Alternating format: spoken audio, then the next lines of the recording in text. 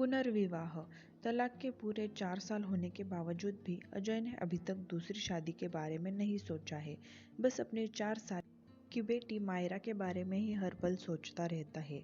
हालांकि जब से दोनों अलग हुए हैं तब से केवल 2 बार ही अपनी बेटी से मिल सका है, वो भी चुपके से।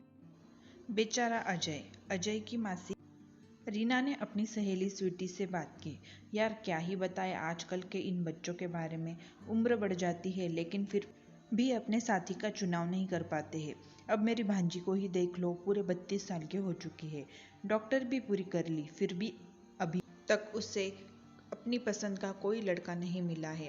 कहती है जब मिल जाएगा तो शादी कर लूंगी। सुन स्वीटी, एक काम कर, मेरे अजय के बारे में एक बार अपनी भतीजी शनाया को मिलवाने का प्लान तो कर। शायद ऊपर वाले ने इनकी जोड़ी बनाने की सोची हो।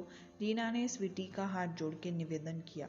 तेरे मुंह में घी गुड़ शक्कर। अगर ऐसा हो जाए तो मेरे भैया भाभी की बहुत बड़ी जिम्मेदारी और टेंशन कम हो जाएगी। बेचारे ताउम्र नौकरी करते रहे अब और बुढ़ापे में बेटी की शादी हो जाए, इसी कामना में जी रहे हैं। रीना ने अपना दुख बताया। आज रीना बड़े दिनों बाद अपनी खास दोस्त स्वीटी के घर उससे मिलने और उसके हालचाल जानने के लिए आई हुई थी। अजय पेशे से बहुत बड़ा इंजीनियर था। वो खुद की एक कंपनी चलाता था, लेकिन जब से उसका डाइवोर्स हुआ था तब से ही उसने काम पर से ध्यान हटाकर गुमसुम रहता था। शहर में उसका जितना नाम था अब उससे ज्यादा बड़ा नाम नशे के लिए होता जा रहा था। उसके घर वाले बार बार यही समझाते थे कि दारू और नशे की लत छोड़ अब अपने कंपनी और आगे के जीवन पर फोकस करे और कोई अच्छे से लड़की पसंद करके जल्द से जल्द शादी कर ले, क्योंकि कोर्ट से तो उसे ग्रीन सिग्नल मिल ही चुका था। लेकिन घर वाले समझाए समझते थक चुके थे। उसे चाहिए थी तो बस जया। जया उसकी डाइवोर्स हो चुकी पत्नी का नाम था, जिसे वो कभी हद से ज्यादा प्यार किया करता था। लेकिन कुछ गलत फहमियों ने इतनी जगह बना ली कि दोनों के रिश्ते को दरार आ गई और नौबत यहाँ तक आ गई कि उन्हें कोर्ट के सहारे खुद को अलग करना पड़ा। वे दोनों अलग तो जरूर हो गए लेकिन अंदर से बिल्कुल कमजोर हो गए। अजय तो खुद को संभालने के लिए शराब का सहारा ले लिया करता था, लेकिन जया अपने आंसुओं का। डाइवोर्स के बाद जया को अपने मायके रह रही थी। उसे भाई और भाभी का साथ और प्यार तो कम लेकिन उन ताने ज्यादा मिलते थे। लेकिन वो सब कुछ सहन कर भी अपनी दुलारी बेटी को इस बात की भनक तक नहीं लगने देती थी कि वो अपने नहीं बल्कि जैसे पराये के घर में रहती है। उसे अगर रोना होता था तो वो अपने बेटी के पीछे रोती थी। उसके सामने खुद को एक स्ट्रॉन्ग सिंगल पेरेंट की तरह पेश करती थी। उसके पापा की पेंशन इतनी नहीं आती थी कि वो अपनी और बेटी की जरूरतों का पूरा ख्याल रख सके। इसलिए अब जया को लगने लगा था कि मायरा भी पढ़ेगी, उसके लिए भी पैसे की जरूरत होगी। हालांकि अजय उसे हर महीने भत्ते के रूप में 10,000 रुपए देता था, लेकिन उससे भी गुजारा आसान नहीं था। उसने नौकरी करने का फैसला किया। एक दिन उसके पापा ने जया से कहा कि बेटा, जिंदगी बहुत बड़ी होती है और यह भगवान द्वारा दी हुई अनमोल होती है। इसे कटना नहीं, जीना होता है। इसलिए हमारी मानो तो एक बार फिर से अपना घर बसाने के बारे में सोचो, ताकि आपकी जिंदगी जिंदगी बन जाए। अपनी आंखों में आंसू लिए जया ने कहा, पापा, हम एक बार जीते हैं, एक बार ही मरते हैं और प्यार भी एक बार ही करते हैं। यह सब मैंने अपने हिस्से का कर चुकी हूँ। अब मेरी कोई तमन्ना नहीं है। मैं बस चाहती हूँ कि मेरी बेटी की जिंदगी जिंदगी बन जाए और कुछ नहीं। जया के पापा बस अपने आंसू पोंछते और आंखें मलते रह गए।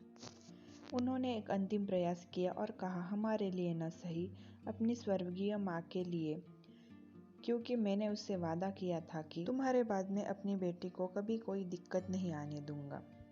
ज्यादा कहने पर जया मान तो गई, लेकिन उसकी शर्त थी कि उसे फोर्स नहीं किया जाएगा और वो अपनी मर्जी से ही करेगी। जया के पापा ने अपने दोस्तों और रिश्तेदारों की मदद से कुछ रिश्ते रेडी किए और उनके साथ जया की मीटिंग फिक्स करवाई।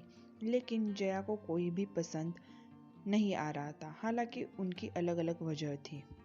एक दिन जया के पापा ने उसको एक मीटिंग के बारे में बताया और उसे मिलने के लिए राजी किया। उसको जहाँ मिलने जाना था ये जया की फेवरेट जगहों में से एक थी। उसे ज्यादातर अपने दोस्तों या फिर अकेले में क्वालिटी टाइम के लिए आउटडोर खुले में जाना पसंद हुआ करता था। बताई हुई जगह यानी मरीन ड्राइव पर पहुंचकर जया उस इंसान इंतजार कर रही थी। वो बार बार अपनी घड़ी में देख रही थी। फिर उसने अपने पीछे मुड़कर देखा कि जिस पत्थर से टिक कर वो खड़ी थी, ठीक उसके पीछे वाले पर बैठा इंसान उसका इंतजार कर रहा था। जैसे ही दोनों की नजरें टकराई, आंसू निकल गए और जया बिना कुछ कहे वहां से जाने लगी। जया, आज तुम्हारी मीटिंग मेरे से ही है, क्या तुम 10 मिनट निकाल सकती हो मेरे लिए? जाती हुई जया के कानों में ये आवाज गूंजी। उसने पीछे मुड़कर फिर से देखा, कहीं मेरी आंखें धोखा तो नहीं खा रही। वो स्तब्ध खड़ी रह गई। उसे अपनी आंखों पर भरोसा नहीं हो रहा था। बस उसके मुंह से एक ही आवाज निकली, अजय तुम? अब अजय चलकर उसके पास आ चुका था।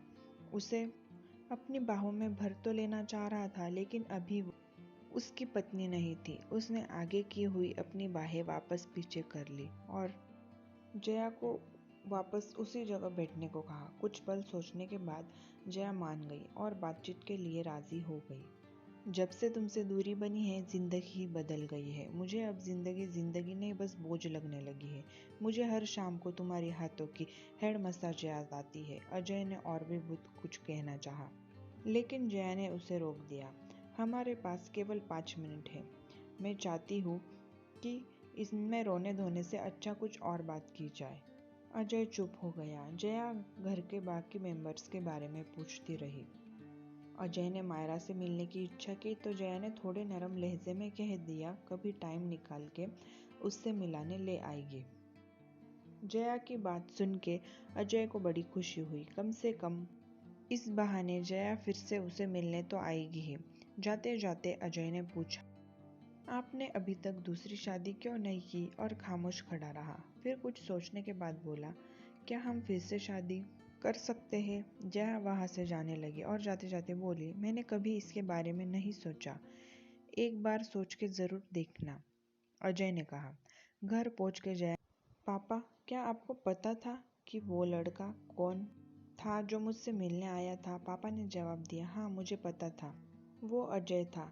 पापा, जब आपको सब कुछ पता था फिर मुझे बिना बताए उसके साथ मिलने क्यों भेज दिया? पापा की आंखों में आंसू थे। उन्होंने कहा, बेटा इस उम्र में मैं नहीं चाहता कि मेरी बेटी फिर से नई शुरुआत करे। जो गलतियां हो गई है उन्हें फिर से दोहराए। बच्चा, हमारे ज़माने में डाइवोर्स जैसे शब्द नहीं हुआ करते थे। गलतियां होती थी, लेकिन लड़ झगड़ कर शाम को वापस अपने हमसफ़र के पास ही आना होता था। इसलिए मैंने फिर से वही कोशिश की कि शायद एक बार नज़दीक जाके देखो, हो सकता है सालों के गिले शिकवे फिर से नए रिश्ते के रूप ले ले। जया ने रोते हुए अपने पापा को गले लगा लिया और थैंक यू कहा। पापा, मैं आज अजय से कुछ मिनट मिली, आज मुझे उसमें वो पुराना अजय नजर ही नहीं आया। तो फिर एक बार फिर से एक मुलाकात और अरेंज करवाए? नहीं पापा, अब मैं खुद ही अरेंज कर लूंगी। बहुत सोचने के बाद जया ने दोबारा से अजय के साथ डेट पर जाने का फैसला किया। पहली डेट, दूसरी डेट और फिर से ये सिलसिला दोबारा से शादी होने के बाद ही रुका। दोनों के पुनर्विवाह से दोनों फैमिली एक बार फिर से खुशी खुशी सुखी जीवन का आस्वाद घेने लगे, आनंद घेने लगे। मायरा का भविष्य भी उज्जवल हो गया। अजय एक बार फिर से शहर का सबसे जाना माना बिजनेसमैन के रूप में मशहूर हो गया। सब कुछ तो पहले जैसा ही होने लगा था, बस फर्क था तो बस इतना, इस बार अजय एक जिम्मेदार और भरोसेमंद पति बन चुका था। उसे अब अपनी पत्नी और बेटी में अपनी जिंदगी नजर आती थी। गाइज, अगर आपको ये स्टोरी पसंद आई हो तो लाइक कीजिए, शेयर कीजिए, अपनी राय कमेंट में ज़रूर बताएं एंड चैनल को सब्सक्राइब कीजिए। धन्यवाद। आपका दिन शुभ हो।